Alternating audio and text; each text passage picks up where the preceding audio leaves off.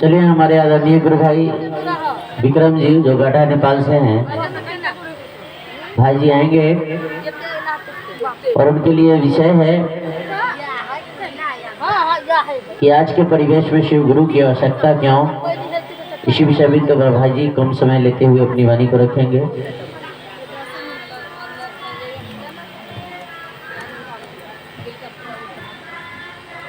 उपस्थित सभी भाई बहन को प्रणाम।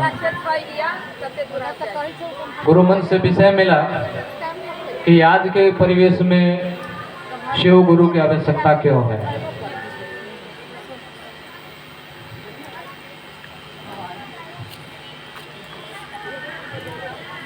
संसार में बहुत सारे गुरु हैं, बहुत सारे ऑप्शन हैं जो कि शुरू से चलती आ रही है कि बड़े बड़े ऋषि महर्षि या स्वयं जिन्हें हम भगवान कहते हैं या भगवान के अवतार कहते हैं, वो भी आए इस धरती पे, उनको गुरु बनाना पड़ा। और आप ये कह सकते हैं कि स्वयं भगवान तो मनुष्यों को गुरु बनाया, ऋषियों महर्षियों को गुरु बनाया। ये स्वयं भगवान को ही गुरु बनाने के बाद शिव गुरु परिचर्चा के मन से कहा जाता है, साहब श्री के जो आदेश है। तो ये क्या चक्कर है कि स्वयं भगवान शिव को गुरु बनाने की बात कही जा रही है। तो हम यही कहना चाहेंगे, समय का भी ध्यान रखना है कि आज के परिवेश में जिन गुरु की बात हम करते हैं वैसे गुरु ढूंढना बहुत मुश्किल है। एक से एक जो साधकों के नाम हम आप सुन रखे हैं, वह स्वयं परमात्मा से जुड़ाव होकर उनके अंदर जो ईश्वरीय ऊर्जा भरा हुआ था, वो ऊर्जा आज के परिवेश के गुरु में नहीं दिखता है। यदि है तो कोई दिक्कत नहीं, आप उनको अपना गुरु बना सकते हैं। किंतु आपको जहां जाना है तो आप उसी से पता पूछेंगे जिनको उस जगह का पता मालूम है, जिन्हें स्वयं ही पता नहीं है कि उस मंजिल की रास्ते कौन सी है, तो आप उनसे क्या पूछेंगे। यहाँ शिव को गुरु बनाने की बात कही जाती है, तो यहाँ पर आपको ये फायदा मिलेगा कि आपको यहाँ पर परखने की जरूरत नहीं है। संसारिक गुरु के पास जाइएगा तो बताया जाता है कि गुरु करो जान के, पानी पियो छान के, कहा जाता है, कहावत है। तो आपको जानना पड़ेगा। तो जानने के लिए सबसे पहले आपके पास वो क्षमता है कि आप गुरु को परख सकते हैं कि गुरु कितना काबिल है। तभी आप उस गुरु के बारे में जानिएगा या जान पाइएगा। लेकिन हम लोग तो स्वयं इस धरातल पर इस घोर कलयुग में कलयुग के प्रभाव से प्रभावित है। हम क्या परखेंगे किसी को कि कौन क्या है, कौन गुरु सही है और कौन गुरु गलत है। लेकिन हाँ, कहा तो गया है कि गुरु बनाए तो परख कर बनाए। तो हमारे साहब श्री ने कहा कि छोड़िए परखने की झंझट, आपको वहां दिमाग लगाने की कोई जरूरत नहीं है। चलो शिव को गुरु बनाते हैं। अब शिव को क्या परखिएगा, शिव को आप नहीं जानते हैं। शिव को परखने के लिए कोई जरूरतें नहीं है।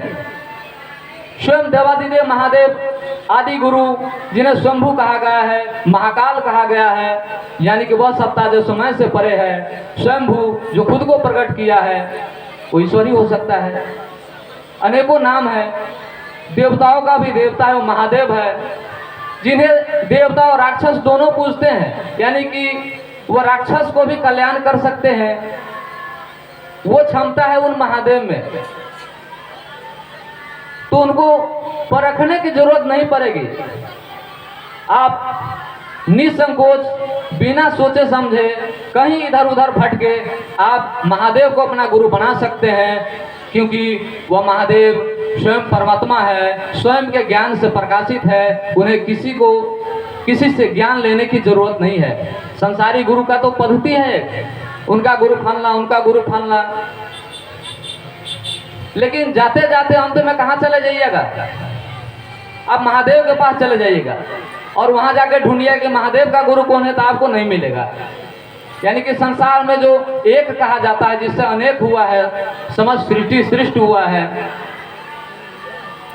शिव को तो आदि और अंत कहा गया है, यानी कि वो शुरुआत भी है और अंतिम भी है, तो उससे आगे तो आप जा ही नहीं पाएंगे। तो चलिए वहीं पर ठहर जाते हैं और ये परखने की जो झंझट है, इससे हम बचते हैं और स्वयं देवादिदेव महादेव आदि गुरु भगवान शिव को अपना गुरु बनाते हैं। और इस कली काल में शिव के लिए तो इतना लिखा गया है शास्त्रों पुराणों में। शिव पुराण में तो यह भी कहा गया, जिनमें स्वयं भगवान शिव रुद्र संहिता अंतर्गत कहते हैं कि मैं उन 100 भक्षी चंडाल को भी इस भावसागर से तार देता हूँ जिनकी चित्त मुझ में लगा रहता है। अब इस संस्कृत में लिखा है, हम हिंदी में बता रहे हैं। यानी कि जो चंडाल है, जो लाश को खाता है, मुर्दा को खाता है, यदि उनका भी चित्त हमारे ऊपर जो लगा रहता है, हमारे नाम में जो लगा रहता है, हमारे चिंतन में जरा लगा रहता है उनका मन, उनका चित्त, मैं उनको भवसागर से तार देता हूँ। तो हम मनुष्य, आप समझ सकते हैं कि हम तो उस श्रेणी में भी नहीं है, हम उतना कठिन मार्ग में भी नहीं है, हम तो सरल है, सहज है, साधारण सी मनुष्य है। उन ईश्वर को जो पिता या परम पिता जो कहा जाता है, उन परमात्मा के, तो हम उनके संतान हैं। तो हमें तो उस कठिन साधना की ओर तो जाना भी नहीं पड़ेगा। स्वयं दया का पात्र बन जाइए, वो शिव दया कर देंगे और आपको हमको भवसागर से पार कर देंगे। एक शब्द और कहा गया है, जिसके साथ मैं अपनी वाणी को विराम दूंगा। ये कूर्म पुराण अंतर्गत एक श्लोक आता है कि ब्रह्म कीर्ति युगे देव सत्रेतायाम भगवान रवि द्वापरे दैवतम विष्णु कलौ देवो महेश्वर। यानी कहते हैं कि ब्रह्मकृत, यानी कि ब्रह्मा द्वारा जो कृत्य किया गया, जो प्रथम युग, उस युग का जो अधिष्ठाता कहा जाता है, वो ब्रह्मा को कहा जाता है। द्वापरे दैवतम विष्णु, द्वापर युग को भगवान विष्णु को समर्पित किया गया था, जिनमें कहा जाता है कि स्वयं भगवान विष्णु ने कृष्ण रूप में अवतार लिए, तो उनका अवतार माना जाता है। इसलिए द्वापर युग को भगवान विष्णु को समर्पित किया गया। त्रेता या भगवान रवि, यानी कि त्रेता युग में जो रवि को कहा गया, यानी कि सूर्य को। आप कहेंगे कि राम को क्यों नहीं कहा गया? तो सूर्य का ही वंशज है राम, इसलिए उनके पूर्वज को ही नाम लिया गया है इसमें। और कलौ देवो महेश्वर अंतिम में लिखा है, यानी कि कलि का जो युग है वो स्वयं भगवान शिव को समर्पित है। यानी कि जहाँ छोटी मोटी समस्या है वहाँ अन्य देवी देवता से काम चल जाता है, लेकिन जब बड़ी समस्या आती है तो महादेव को पास जाना पड़ता है। हम लोग कहानी सुने हैं कि जब मंथन से हलाहल निकला तो सभी देवी देवता तो मौजूद ही थे, कोई नहीं उसको पार कर पाया। सबने विनती किया महादेव को, यानी कि बड़ी समस्या थी, संसार नष्ट होने को थी, तो महादेव को याद किया। यानी कि जब विकट परिस्थिति आती है तब महादेव आते हैं। तो सतयुग त्रेता द्वापर तक कोई अधिक समस्या नहीं थी, या राक्षस भी थे तो अलग अलग थे। द्वापर में कहा जाता है कि एक परिवार में आ गया, लेकिन कलयुग में तो प्रत्येक मनुष्य के अंदर वो राक्षस आ गया, तो सभी को संहार कर देंगे ऐसा तो नहीं होगा। अभी जो महाभारत होगा या भगवान श्री कृष्ण महाभारत करें तो उनको तो लगता है संसार में बचेगा नहीं आदमी, 1% बच जाए, तो सभी को संहार करना पड़ेगा। यानी कि सबके मानसिकता में वो रावण बैठा हुआ है, सभी की मानसिकता में वह दुष्ट प्रवृत्ति बैठा हुआ है, तो इससे समाधान कैसे होगा? तो साहब श्री ने कहा कि उस मन रूपी रावण को ज्ञान से मिटाओ, ज्ञान से मारो, और ज्ञान की धारा में जोर दिए हम आपको, उनको, उन परमात्मा को हमको गुरु के रूप में जो दिए, ये बहुत बड़ी उपकार है साहब श्री के, हम लोग अपने जीवन में नहीं चुका सकते हैं। तो यहाँ इस कलयुग में महादेव के अलावा किसी में इतना शक्ति नहीं है कि आपको इस संसार से उठा ले। इतने असमता में, इतने विष संगति में संगति महादेव ही कर सकते हैं। इसलिए आइए उन परमात्मा शिव को, उन देवादिदेव भगवान शिव को अपना गुरु बनाएं और अपना जीवन धन्य करें।